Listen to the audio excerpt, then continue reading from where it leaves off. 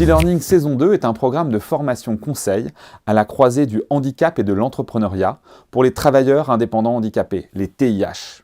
Ce programme est réalisé par l'Inclusion avec le soutien du préfet des Hauts-de-Seine, de Veolia, de l'AGFIP et de la Fondation Malakoff Humanis Handicap et en partenariat avec HUP Entrepreneur. Chers entrepreneurs, dans ce module 30 de T-Learning, nous nous intéressons à l'immersion professionnelle pour les TI, travailleurs indépendants, et TIH, travailleurs indépendants handicapés. À l'issue de ce module, vous aurez des points de repère sur les questions suivantes. Quelle est l'utilité d'une immersion professionnelle? Comment l'effectuer? Quels dispositifs existent? Nous allons structurer ce module en 3 parties. Premièrement, les enjeux de l'immersion professionnelle. Deuxièmement, les dispositifs classiques disponibles. Enfin, nous présenterons les dispositifs spécifiques aux TI et TIH expérimentés chez l'Inclusion. Première partie, les enjeux de l'immersion professionnelle. Acquérir de l'expérience professionnelle est important pour plusieurs raisons. Tout d'abord, cela permet de développer des compétences propres à un métier ou à un secteur d'activité. Outre les connaissances, 2 catégories de compétences sont indispensables au développement professionnel. D'une part, les compétences relatives au savoir-faire, en anglais hard skills, qui sont les compétences professionnelles, techniques attendues pour un emploi, comme la maîtrise d'une langue ou d'un logiciel par exemple. D'autre part, les compétences relatives au savoir-être, les soft skills, qui sont les compétences comportementales comme l'intelligence relationnelle et émotionnelle, la gestion du stress, la communication, la résolution de problèmes, etc. Ensuite, l'immersion professionnelle est utile pour développer son réseau et échanger avec des pairs, créer des partenariats et trouver de futurs clients. Elle permet également d'être plus attractive sur le marché du travail. En effet, en valorisant les expériences, un recruteur ou un client s'assure que les bases fondamentales du métier sont acquises.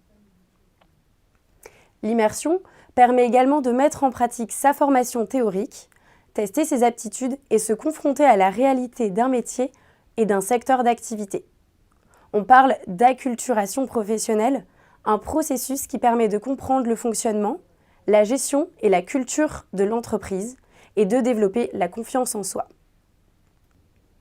Ainsi, grâce à l'immersion professionnelle, vous allez pouvoir confirmer votre projet ou au contraire vous rendre compte de son incompatibilité avec vos attentes, vos capacités et vos besoins spécifiques liés à votre situation de handicap et vous réorienter le cas échéant.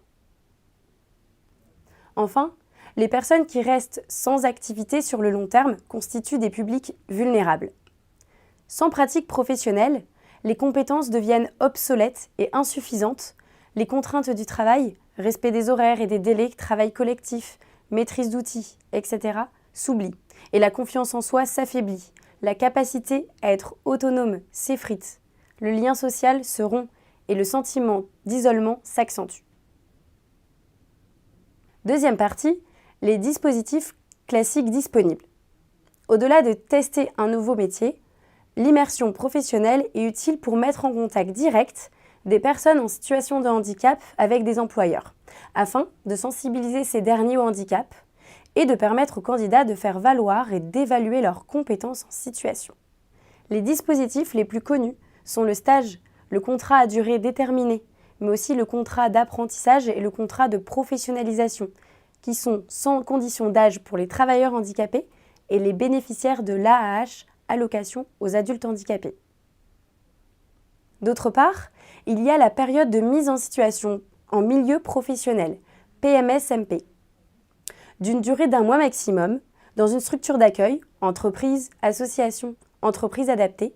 Elle est destinée aux personnes qui sont dans une démarche d'insertion ou de réinsertion professionnelle, salariés en reconversion, demandeurs d'emploi, travailleurs handicapés accueillis en ESAT. Une convention doit être signée avec l'organisme prescripteur, Pôle emploi, Cap emploi, mission locale et la structure d'accueil. Notez que la mise en situation professionnelle en établissement et service d'aide par le travail, MISPE, permet aux personnes handicapées de réaliser des immersions professionnelles en milieu protégé dans un cadre juridique sécurisé. Ensuite, il y a le Duo Day, véritable temps fort de la semaine européenne pour l'emploi des personnes handicapées, SEEPH. C'est un événement qui permet à une personne handicapée de passer une journée dans une entreprise, une association ou une administration et d'observer le travail d'un collaborateur et de participer à ses tâches quotidiennes. Vous pouvez postuler aux offres en déposant votre candidature sur le site www.duod.fr.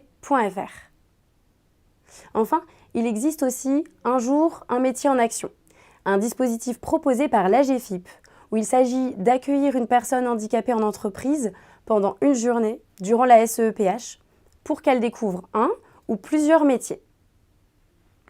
Aucune formalité particulière, il suffit de s'inscrire sur la plateforme www.unjourunmétier.agefip.fr.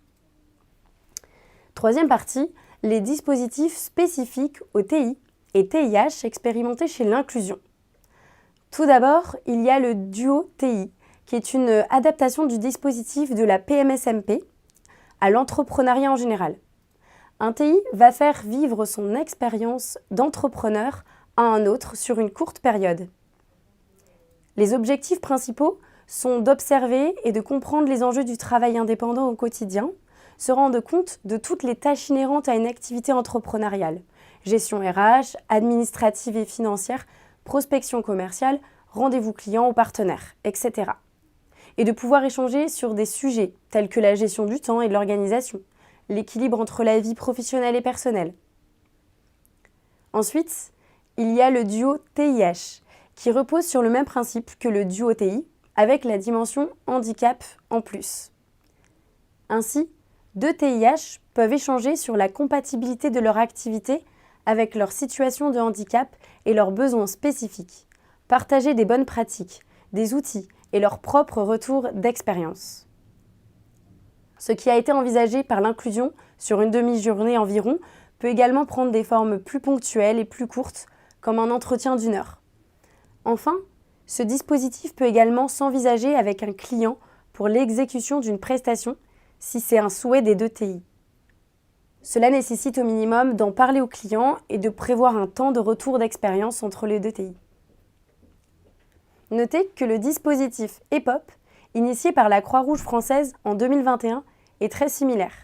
Il est disponible pour l'instant sous le nom de Pair Initiative dans les Hauts-de-France. Nous vous conseillons d'activer votre réseau professionnel et personnel afin d'échanger avec les pairs indépendants. Enfin, il y a la facilitation en entreprise. Dans le cadre d'une prestation, une structure d'accompagnement peut accompagner un TIH et faire le lien entre lui et le client. L'objectif est de faciliter les échanges et la relation entre l'entreprise et le TIH, afin que les missions se déroulent dans les meilleures conditions pour chaque partie prenante. Au-delà de l'accompagnement proposé par l'inclusion, vous pouvez vous rapprocher de Cap Emploi, d'associations de soutien aux personnes en situation de handicap ou encore demander l'appui d'un proche dans votre démarche. Pour conclure ce module, sachez que si vous questionnez votre projet, sa compatibilité avec vos compétences et votre situation de handicap, ou alors si vous envisagez un retour au salariat, l'immersion professionnelle peut être une excellente solution pour vérifier la pertinence de votre projet. Merci d'avoir suivi ce module. Pour aller plus loin, rendez-vous sur tlearning.fr, www.tih-learning.fr et restez informés sur l'actualité des TIH en nous suivant sur les réseaux sociaux de l'inclusion.